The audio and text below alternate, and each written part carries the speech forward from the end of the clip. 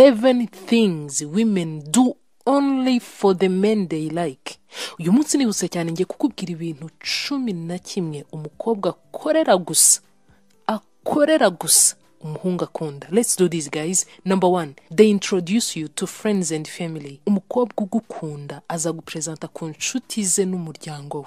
Bisubiremo again. Men mutega amatwi neza mwitonze. Umukobwa ugukunda ntabwo bimugora na gato kukwereka inshuti ze, abavandimwe be, kukureka ugahura na famiye ye muri rusange. Keretse wa mukobwa muri kumwe bitewe n'icyo agukuraho, cyangwa se wenda nanone akaba gufata nk'inshuti rahisanzwe. Ariko niba nta numwe muri famiye ye arakwereka, utangira ubyibazeho.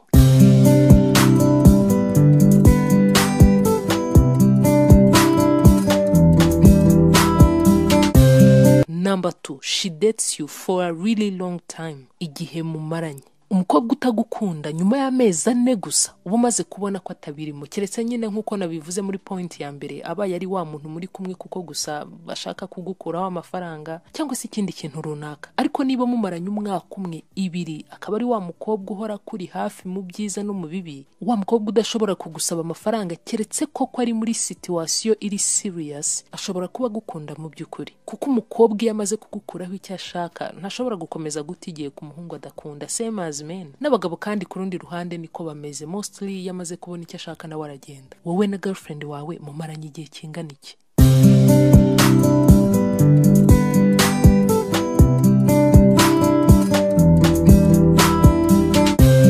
Number 3, they confide in you. Akubwira byose. No, simvuga kukubwira uko umunsi we wagenze cyangwa se ko akiri umwana yigeze kugwa akavunika. No, she goes deep. Akubwira na ryabanga nawe wumva ko kukumva ari ibanga. Akingura imiryango, agakuraho amarido, akakureka ukinjira wese mu buzima bwe ku rwego rw'uko ashobora kukubwira n'uwo baryamanye. Akubwira dreams ze, arakwizera. Akubwira what is going on in her life, in her family, uko mu muryango byifashe, relationship ye n'aba ex uko yari imeze, weakness ze. I mean, if she doesn't love you, she's not gonna confide in you, because for starters she doesn't even trust the person you are. Umukobwa utagukunda uretse amazina ye akazakora, nta kindi kintu ashobora kukwerurira ngo akubwire. Nawe ubwawe ntaba kwizera. Ikindi kandi ababizi neza ko ushobora kutaguma mu buzima bw'igihe kirekire. Niyo mpamvu nta banga rye ry'imbere ashobora gutuma umenya. Niba umukobwa muri kumwe kwizera, akubitsa amabanga ye yose, she really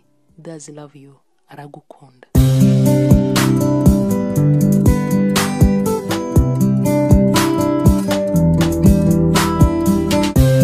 Number 4, she chooses to spend time with you over her friends.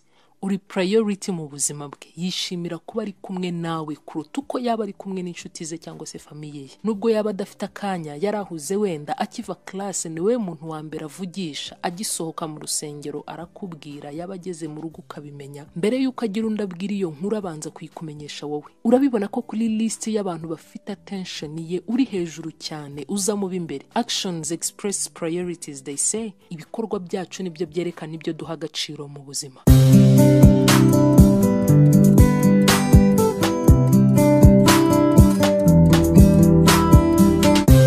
Number 5, she feels comfortable enough to not be perfect. Agerageza kukwiyereka uko ari. Niba yari wa mukobwa mwahuraga yiteye full makeup, azatangira kubigabanya. Atari uko atagishaka gusa neza mu maso yawe, no, ahubwo abavuga ati okay, niba ari we tugomba kubana, iri foko amwiyereka ukundi. Ntazatinya kukwereka iwabo ngo nuko hasebeje cyangwa se atari heza cyane. Abashaka kukwiyereka ntacyo aguhishe ngo nawe niba uri umukunda uko ari. Umva icya 6 rero bigeze aho biri serious.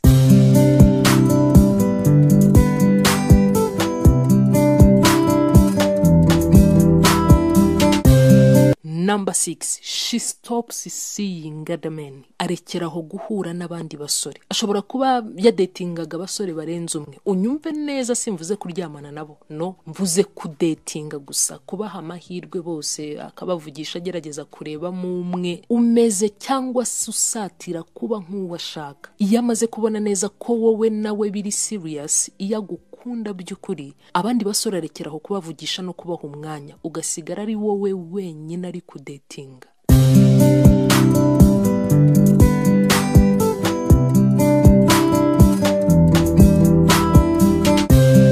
Number 7, she sees you in her future. Wumva ko baramuhazaza he, atangira kuvuga abana yumva mwabyarana, ubwoko bw'inzu mwabamo, agace runaka yumva mwaturamo. She's actually making the future plans between the two of you. Urugero nk'iyo avuga mama wawe niba ukimufite, sometimes wumva mwita mabukwe. Agerageza uko ashoboye kuba yaba inshuti n'abashiki bawe, something like that. Niba umukobwa muri kumwe umaze kumubonaho ibi bintu 7 maze kukubwira, she's a good catch man. Umukomereho aragukunda.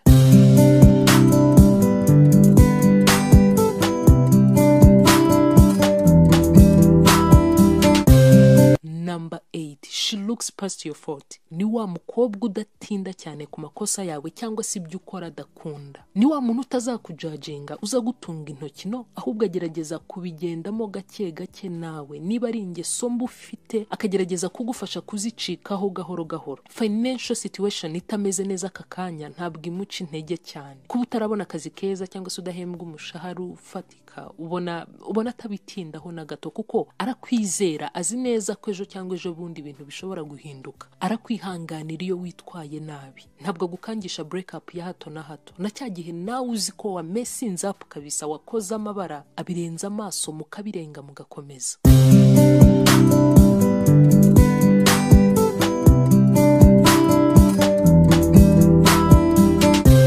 Number 9, she remembers the things that are important to you. Ni wa muntu wibuka ibintu by'ingenzi cyane cyangwa se bigize icyo bivuze mu buzima bwawe. Wa muntu wibuka isabukuru yawe nawe ubwawe utabyibukaga. Niba hari nk'umuntu wabuze mu buzima bwawe, wenda nk'umwe mu babyeyi bawe, abavandimwe bawe se, wa muntu wari so close to you, iyo tariki igukora ku mutima nawe abayizi, ababyibuka, akuba hafi birenze uko wabye-expectingaga. Aha niho ujya kubona ukabona bakwibukije kuba mwagura indabo wenda mukajya gusura uwo muntu kumva ye, and don't forget that it's the little things that matter the most. Utwo tuntu duto nitwo usanga dusobanuye byinshi mu buzima.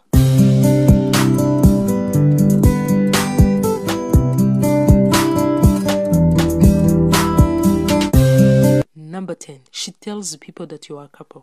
Abwira abantu ko muri couple mukundana. Hari cya gihe umukobwa avuga ngo ni inshuti yanjye, nawe ubwawe bikagutungura kuko wari uzi ko muri relationship, cyangwa se niko bimeze muri relationship, ariko avuze kuri inshuti ye aho kuvuga kuri boyfriend we cyangwa se umukunzi we. That's a really red flag. Ahangaha haba harimo ikibazo. Ariko niba ari wa mukobwa ushobora kuba proud yo kuvuga kuri umukunzi we mu ruhame, man, she's in love with you. Bisubiremo, uyu mukobwa aragukunda.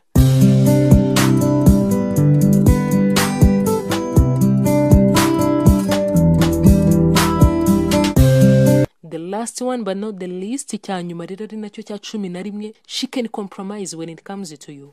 Ashobora kwemera gukora cyangwa se kurekana cya kintu kimugoye ku bwawe. Ndavuga wa mukobwa ushobora gusacrifiya ikintu cy'agaciro mu buzima bwe ku bwawe. Ashobora guhinduka akava ku ngeso zimwe na zimwe, kuba yareka imyambarire ye wowe udakunda, kuba wamuha igitekerezo gitandukanye n'icye ku kintu runaka kandi akacyumva. My guy, niba ari uko bimeze, you are the lucky one. Uri umunyamahirwe.